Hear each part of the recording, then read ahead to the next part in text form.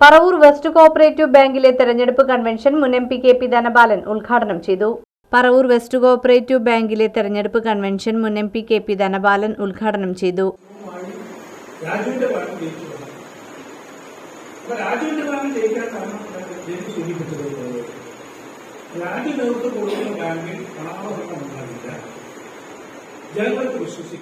മണ്ഡലം പ്രസിഡന്റ് ഡെന്നി തോമസ് അധ്യക്ഷത വഹിച്ചു. M J Raju, Anu Vattathara, Joy V J, Ajith Vadakkedath, Thomas K P, Paulose Vadakkumchery, P V Eliyas, Ravi Chettiyar, councillor Laiji Biju, Francis Thekkumthodath തുടങ്ങിയവർ സംസാരിച്ചു.